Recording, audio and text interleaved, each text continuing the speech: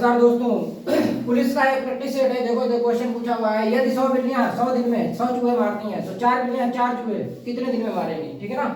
तो इसके लिए तुम्हें एक तरीका याद रखो, m1d1 अपॉन w1 बराबर m2d2 अपॉन w2 लगाओ। ठीक है ना। पहले आदमी पहले दिन पहला वर्ग, ठीक है ना। दूसरे आदमी दूसरे दिन दूसरे वर्ग, ठीक है ना। क्लियर हो रही होगी बात। अब देखो 100 बिल्लियां हैं तो बिल्लियां मतलब बिल्लियां ही तो काम कर रही हैं, ठीक है ना। तो ठीक है, ये चीज ध्यान रखने हैं। तो 100 बिल्लियां 100 दिन में पहले वाले दिन, ठीक है। 100 चूहे मार रही, तो 100 चूहे मारने का काम कर रही हैं, तो काम वर्ग हो गया ना, ये नहीं हो गया बराबर। फिर यहाँ तक आ गए तो 4 बिल्लियां 4 चूहे हैं तो नीचे आएगा, वर्ग कर रहे हैं ना 4 चूहे। कितने दिन में एनपीडी चाहिए, समझ गए, यानी d2 कितने दिन में, क्या पूछा है दिन में। क्लियर मेरी बात की नहीं। अब देखो 100 से 100 कटा, 4 से 4 कटा, तो सीधे सीधे बच गया 100, नहीं समझे। तो d2 बराबर 100 दिन हमारा आंसर हो जाएगा। क्लियर हो रही बात की नहीं हो रही। क्वेश्चन नंबर 2 देखो, सरल करने x घात b अपॉन x घात c इसकी होल पावर a गुणे x घात c अपॉन x घात a इसकी whole power b into x घात a अपॉन x घात b इसकी होल पावर c है। जब भी ऐसा क्वेश्चन आया, मैंने आपको एक बात बताई है, जिस मतलब किसी अक्षर पे जिस पावर से क्वेश्चन स्टार्ट हुआ उसी पे खत्म हुआ। देखो हुआ, इसे ऊपर ले जाएंगे तो माइनस बन जाएगा। तो हमने ऐसा बताया था आपको, कई बार बताया है, जब जिससे स्टार्ट हो क्वेश्चन जिस अक्षर से और उस पे पावर वही हो, और खत्म जिस पे हो तो उस पे भी पावर वही हो, लेकिन चीज अलग हो, क्योंकि जो ऊपर जाएगा माइनस से बन जाएगा। तो यानी पूरा कट पिट के एक आएगा इसका अंदर, हमेशा ध्यान रखना है तुम्हें, ठीक है। हमेशा कॉन्सेप्ट है ये याद रखने हैं। क्लियर है बात की नहीं। अब ये देखो 449 प्लस 144 का होल स्क्वायर माइनस 449 माइनस 144 का होल स्क्वायर अपॉन 2 x 449 गुणे 144 का मान बताने हैं। ऐसा क्वेश्चन जब भी आया है तो समझ लो कैसे आता है। आंसर तो हम तुम्हें बता देंगे, लेकिन आता के देखो समझ लो। इसे a एज्यूम करो, इसे b, इसे a इसे b। देखो जैसे तो है इसका, जैसे ही होल पर खोलेंगे बात को समझना, तो a square plus b square बनेगा प्लस 2ab बनेगा, क्योंकि प्लस वाले प्लस होता है, माइनस बाहर है। a square plus b square minus 2ab, क्योंकि माइनस का फार्मूला बनेगा यहाँ। क्लियर हो गई बात की नहीं। और नीचे देखो ये a है, देखो a माइनस है तो b माना, तो नीचे 2ab है। सब ध्यान से देखने हैं, ये माइनस अंदर जाएगा तो ये माइनस हो गया, ये माइनस हो गया, ये प्लस हो गया, यानी ये कट गया और ये से कट जाएगा। समझ में आई बात की नहीं। 2ab ये 4ab हो जाएगा, 4ab अपॉन 2ab। क्लियर मेरी बात की नहीं। ab से ab कट गया, 2 से ये 2 कट गया, तो 2 आंसर आएगा, ठीक है। तो ऐसा क्वेश्चन कहीं भी मिल जाए तो उसका आंसर 2 मार्क में, ठीक कैसे है, समझ में आ रही है ये बात। क्वेश्चन नंबर 4 देखो, x का मान बता रहे 121 बटे 121 बराबर 1.21 अपॉन x। x का मान यहाँ चाहिए। अब समझो यहाँ पे सिर्फ पॉइंट का खेल है और कुछ नहीं है। देखो यहाँ से पॉइंट हटा, इधर 0 बढ़ गया, 121 से 121 कट गया। क्लियर है, ये इधर आ जाएगा, ठीक है ना। इधर हो जाएगा 100x 1.21, ठीक है ना। 100 से भाग कर दो, 1.21 है और 100 से भाग जब करोगे तो 2 डेसिमल इधर और खिसक जाएगा। एक अंक ये और एक ये, समझ में आ रही इतनी 121 इतना आ जाएगा।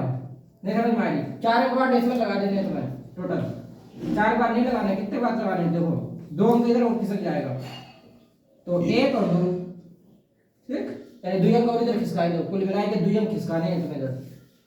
तो यहाँ जाए 0.0121 इतना आ जाएगा, 0.0121।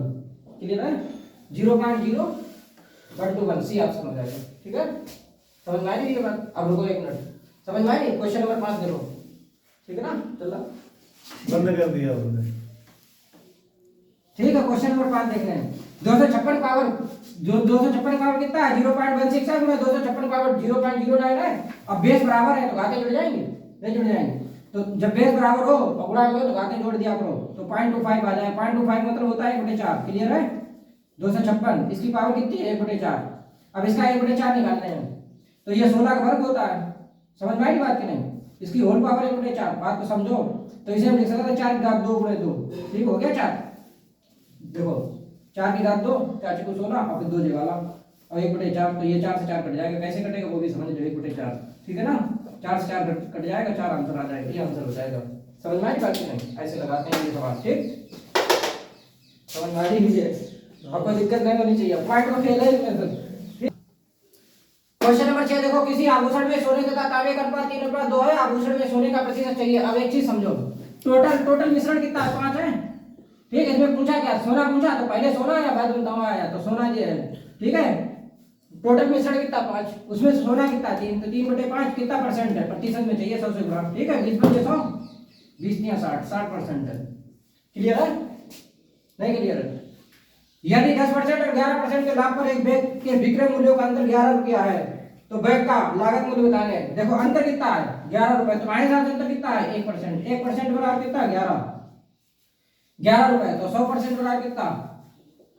100 का गुना हो जाएगा 1100। ठीक है, नहीं समझे? क्योंकि 100 की वैल्यू होती परसेंट में। ठीक, तो लेके चलो, तो कितना हो जाएगा? ये ऑप्शन हो जाएगा 1100 रुपए। नेक्स्ट देखो 8 नंबर। देखो दो संख्याएं ऐसी हैं जिनका अनुपात 2:7 है, उनमें से प्रत्येक में 4 जोड़ दिया जाए तो उनका अनुपात 4:9 हो जाता है। अब संख्या बताओ। ठीक है ना? अब समझो, अगर मान लो ऑप्शन उठाए तो देखो इस सवाल आपका लिखा कैसे 2:8 है, यहाँ पे क्या अनुपात 2, देखो क्या 2:8 2:7 है, 4 दूनी 8, 4 7 28, 2:7 है।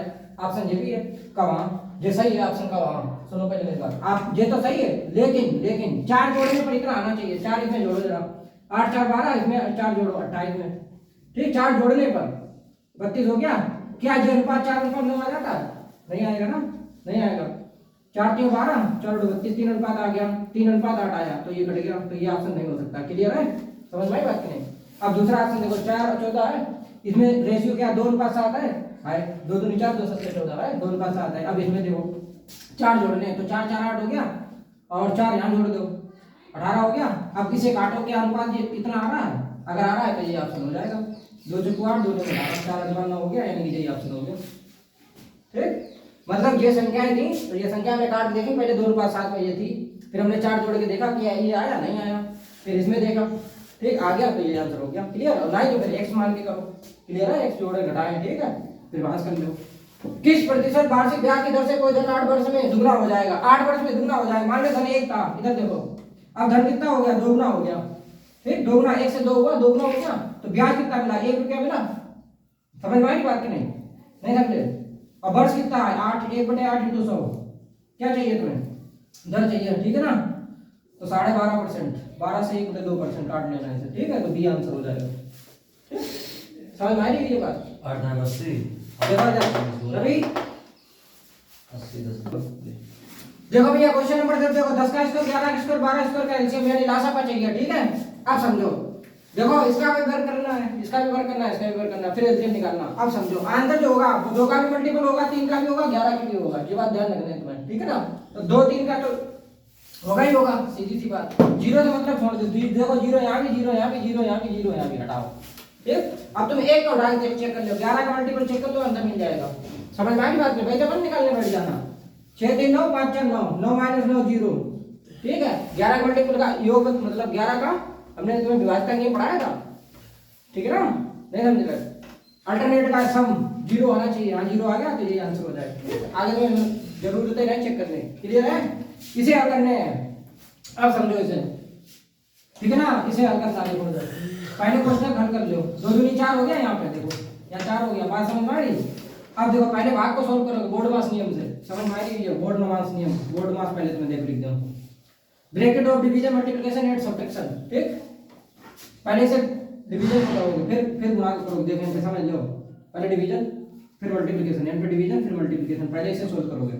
4 3 12, 3 3 9। ठीक है, और माइनस ये 4 आया, इसे करने पे -4 आया, और प्लस का 20 है। 9 में 4 चला गया, 5 बच गया, और 20 ये है, 20 और 5 25 हो गया, और फिर 2 का गुणा है 25 दूनी 50 हो गया, माइनस का 50 और प्लस का 36, और इधर बचा भी है। ध्यान रखना, ज्यादा जल्दबाजी मत कर दियो। क्लियर है? ये 48 हो गया, इसे जोड़ के 48 हो गया, -50 हो गया, तो -2 आंसर आ जाएगा। क्लियर बेटी बात की नहीं? नहीं समझ में आ रही? -2 बी ऑप्शन हो जाएगा। ठीक, पूछा हुआ सवाल ये। एक ट्रेन 48 किलोमीटर प्रति घंटा की गति से अपनी यात्रा 10 घंटों में पूरी करती है, तो यहाँ से डी निकला है, s × t, s × t 48 × 10 480 kilometre. नहीं समझे? ये क्या निकला है? डिस्टेंस निकला है। ठीक है, यदि इतनी ही दूरी 8 घंटों में तय करनी हो तो उसकी ट्रेन की गति बतानी है, स्पीड बतानी है, तो d/t। ठीक है, t कितना? 8 घंटे में, 8 × 48 60 किलोमीटर प्रति घंटा। क्लियर है? डी आंसर हो जाए। ठीक।